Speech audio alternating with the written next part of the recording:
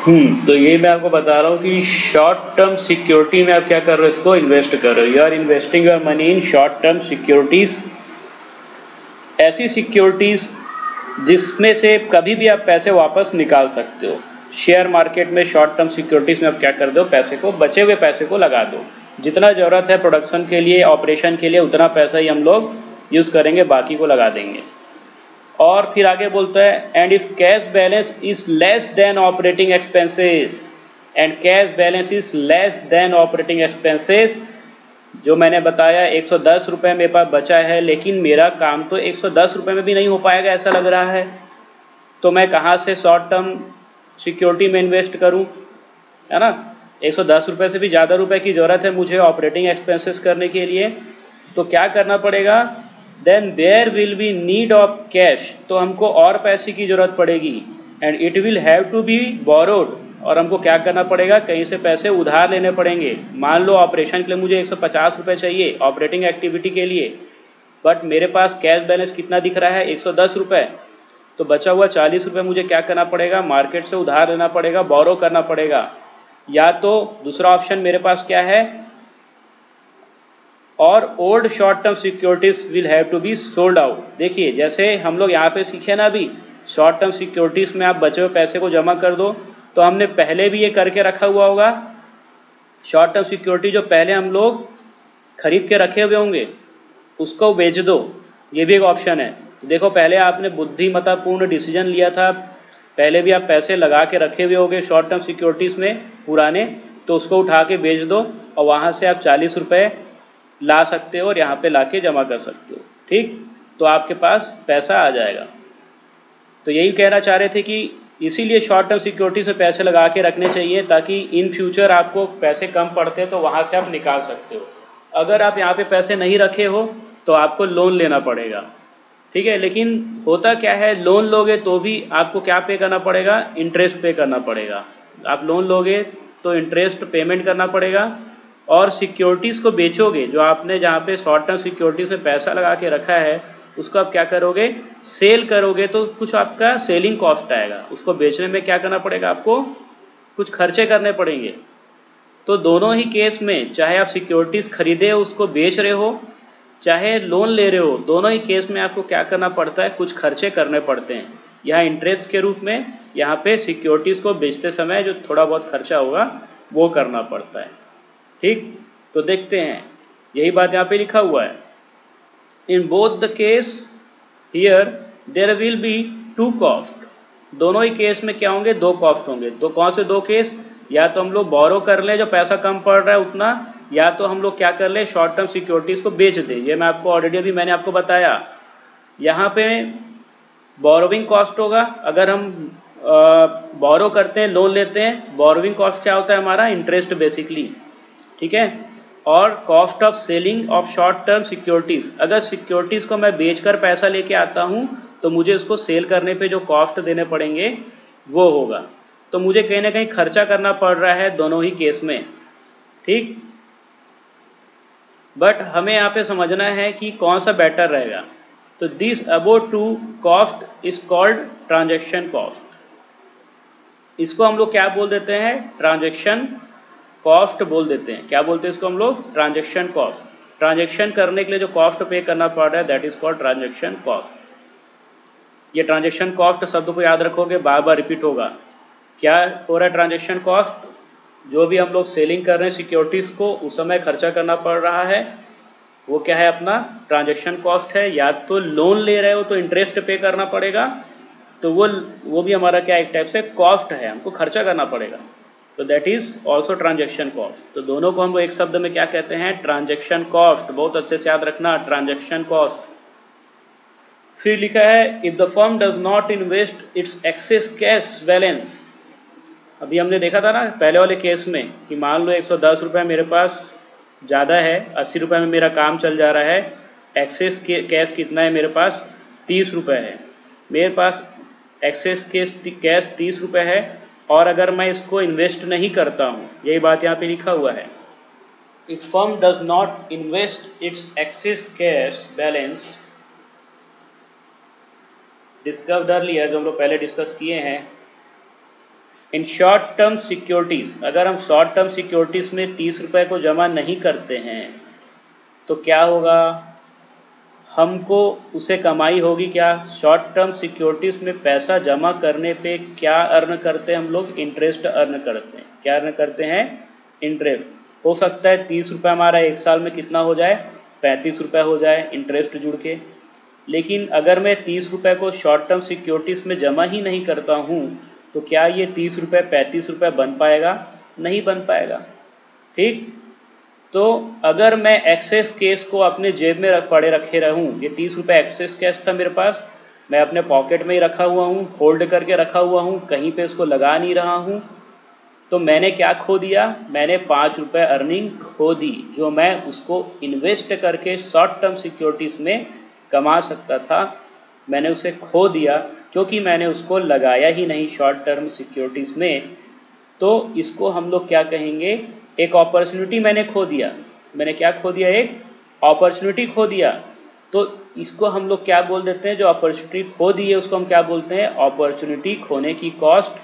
Opportunity cost 5 रुपये, मैंने opportunity खोया और उसकी कॉस्ट क्या हो गई, 5 रुपये। इस अपॉर्चुनिटी कॉस्ट को ही होल्डिंग कॉस्ट भी बोलते हैं या कैरिंग कॉस्ट भी बोलते हैं। ठीक है, कैरिंग कॉस्ट और होल्डिंग कॉस्ट भी इसी को बोलते हैं। क्यों, क्योंकि मैंने पैसे को होल्ड करके कैरी करके रखा हुआ अपने पास, कहीं पे इसको इन्वेस्ट किया ही नहीं, जिसके चक्कर में मुझे 5 रुपये का नुकसान हो गया अपने पास रखने के कारण। तो वो मेरा नुकसान है 5 रुपये होल्डिंग कॉस्ट या अपॉर्चुनिटी कॉस्ट या carrying cost. So that firm always keep optimum cash balance for operating expenses and excess amount should be invested for the future further requirement। इसीलिए कंपनी क्या करती है, एक ऑप्टिमम कैश बैलेंस अपने पास रखती है और बाकी पैसे को क्या करती है, इन्वेस्ट कर देती है शॉर्ट टर्म सिक्योरिटीज़ में। इस केस में ऑप्टिमम कैश बैलेंस कितना होगा, 80 रुपये। हमको पता है 80 रुपये में हमारा काम चल जा रहा है, तो ये मेरा क्या कहलाएगा, ऑप्टिमम कैश बैलेंस जो कंपनी अपने पास रखेगी। ठीक है, जो कंपनी अपने पास रखेगी। और एक्सेस कितना हो रहा है, 30 रुपये, इसको क्या करेगी, इन्वेस्ट कर देगी शॉर्ट टर्म सिक्योरिटीज़ में, शॉर्ट टर्म मार्केटेबल सिक्योरिटीज़ में क्या कर देगी, इन्वेस्ट कर देगी। ये एक सही डिसीजन होगा ताकि आपको 5 रुपये का नुकसान भी ना हो, इंटरेस्ट जो आप कमा सकते हो।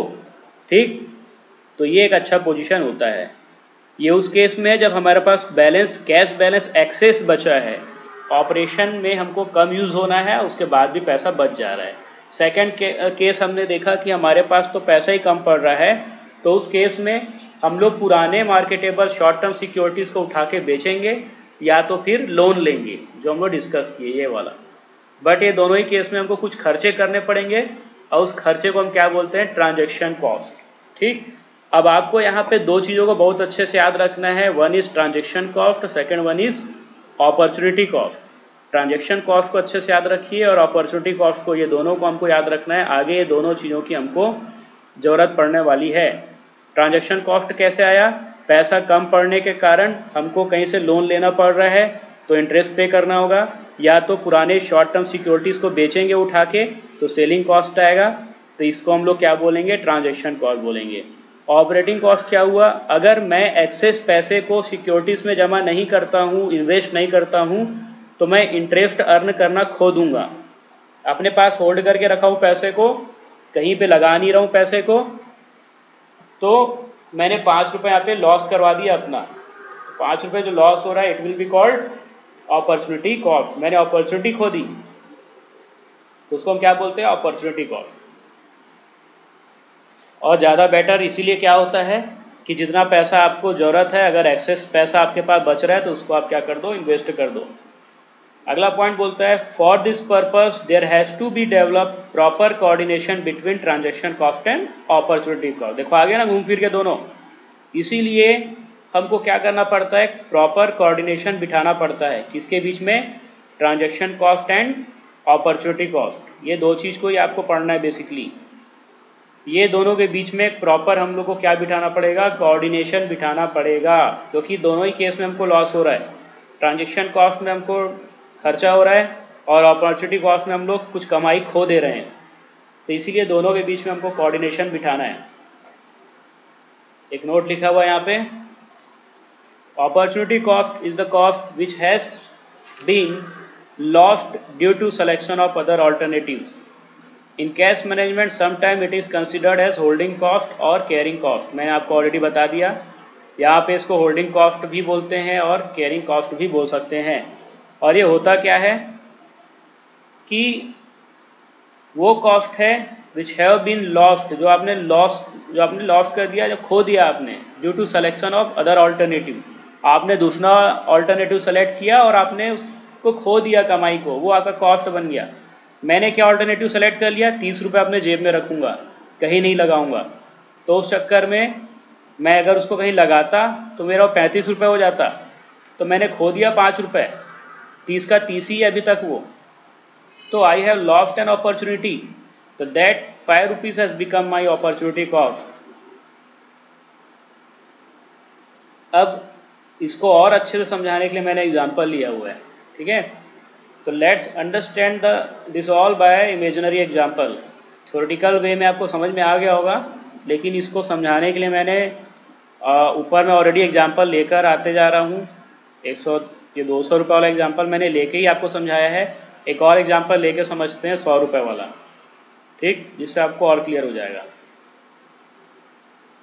Suppose I have cash balance of ₹100। Cash balance मतलब रिसिप्ट ऑफ पेमेंट के बाद मेरे पास जो बचा, कितना रुपये बचा, 100 रुपये बचा। पुराने एग्जाम्पल में कितना रुपये बच रहा था, 200 रुपये बच रहा था। कितना बच रहा था, 200 रुपये बच रहा था, नहीं सॉरी 110 रुपये बच रहा था।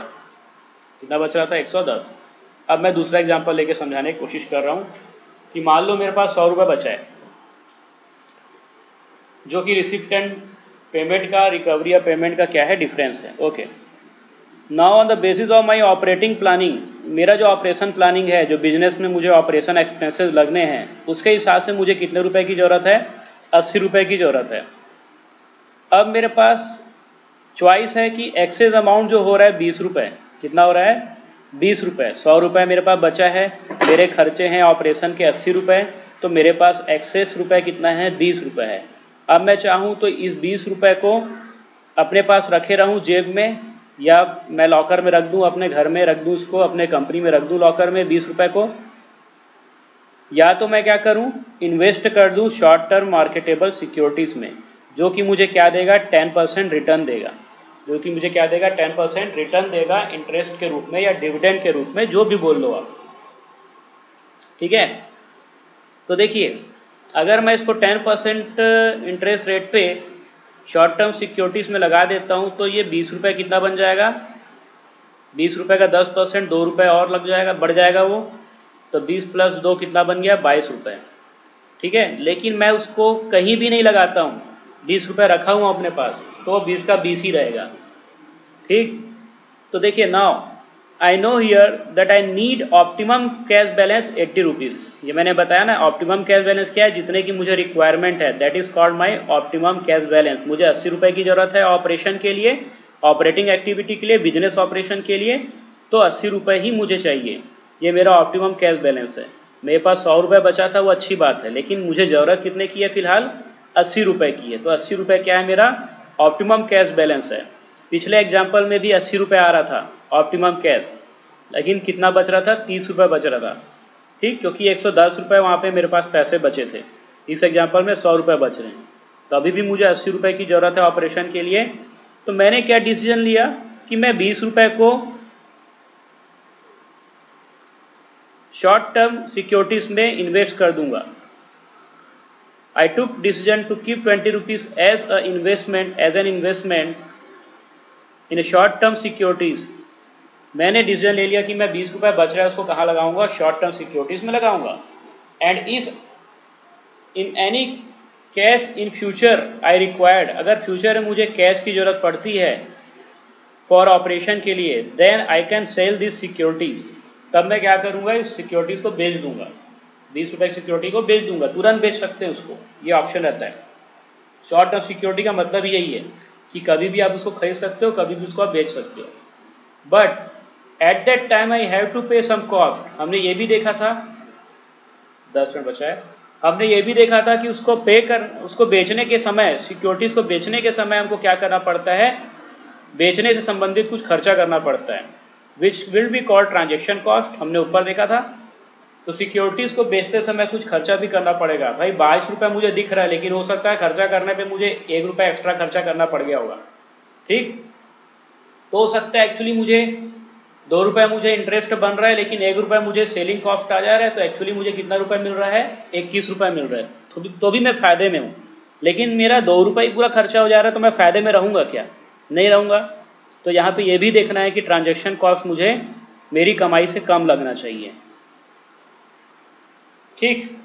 तो बेचने का ऑप्शन है मेरे पास, और बेचने में मुझे क्या लगेगा, ट्रांजेक्शन कॉस्ट लगेगा। अब सेकंड क्या है, I have other option not to invest 20 rupees. मैंने बताया आपको, इन्वेस्ट नहीं करूँगा, अपने पास रखे रहूँगा मैं, तो 2 रुपये जो मेरी कमाई होनी थी वो नहीं होगी, और ये मेरा क्या बन जाएगा, अपॉर्चुनिटी कॉस्ट। पिछले वाले केस में 5 रुपये बन रहा था, अब की केस में क्या बनेगा, 2 रुपये। 10 रुपीज़ इंटरेस्ट में अर्न कर सकता था ना, 10%। मैंने नहीं लगाया कहीं पे पैसे को, रखा हुआ हूँ अपने पास, तो मैंने अपॉर्चुनिटी खो दी 2 रुपये कमाने की। तो 2 रुपये जो मैंने खो दिया वो क्या है, मेरा अपॉर्चुनिटी कॉस्ट है। तो इसको हमने क्या किया, फिर अब कंक्लूड किया ये थ्योरेटिकल पार्ट को। All we need to do is maintain proper coordination between transaction cost and opportunity cost. यही बात कर रहा है, दोनों में ही हमको कॉस्ट लग रहा है, तो हमको कोऑर्डिनेशन रखना है। तो दो एग्जाम्पल से मैंने आपको समझा दिया है कि क्या होता है ट्रांजेक्शन कॉस्ट, क्या होता है ऑपरेशन कॉस्ट, अपॉर्चुनिटी कॉस्ट। यहाँ पे हमारा उद्देश्य केवल यही समझना था कि what is transaction cost and what is operational cost. ये बहुत टेक्निकल चीज़ है, ध्यान से समझो, बहुत ही इजी तरीके से मैं आपको समझा रहा हूँ, और इसको आपको रिवाइज करोगे तो फिर और अच्छे से माइंड में सेटअप हो जाएगा। अब हमको इनके बीच में क्या बनाना है, कोऑर्डिनेशन बिठाना है। किसके बीच में, एक बात तो समझ में आ गई कि ट्रांजैक्शन कॉस्ट और अपॉर्चुनिटी कॉस्ट के बीच में क्या बिठाना है, कोऑर्डिनेशन बिठाना है। तो कोऑर्डिनेशन कैसे बिठाएंगे, तो कोऑर्डिनेशन बिठाने के लिए कुछ मॉडल्स बने। क्या बने हैं, models. Model to determine optimum level of cash balance. तो उसमें बेसिकली 3 मॉडल हैं जो आपको पढ़ना है। पहला ऑपरेटिंग और cash cycle model. Operating cash cycle model ये हम लोग ऑलरेडी कर चुके हैं, है ना, ऑपरेटिंग साइकिल पढ़े थे, वही चीज़ है, सेम चीज़ है। तो इसको आपको एग्जाम में यहाँ पे लिखना रहेगा, तो इसको हम लोग पहले कर चुके हैं। सेकेंड मॉडल है दैट इज बायमॉल मॉडल। बायमॉल मॉडल, इसको हम लोग अंडर सर्टेनिटी पढ़ते हैं। And the third model is Miller और मॉडल। मिलर और model that is studied under uncertainty, ठीक है। तो कल की क्लास में हम लोग देखेंगे बाउमोल मॉडल सॉरी क्या देखेंगे, बाउमोल मॉडल।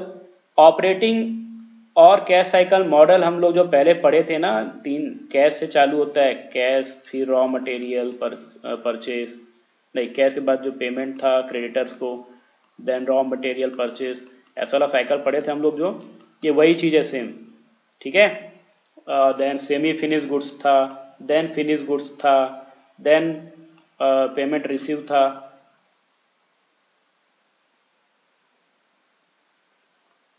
टाइम हो गया क्या, टाइम बचा अभी ना, पेमेंट रिसीव था। तो वही वाला साइकिल है ये, सेम चीज़ आपको इस मॉडल में लिखना है, ठीक है। और बायमल मॉडल एंड मिलर और मॉडल हम लोग नेक्स्ट क्लास में जो है देखेंगे। फिलहाल अनम्यूट कर लेंगे दीपिका, साक्षी, सौम्या।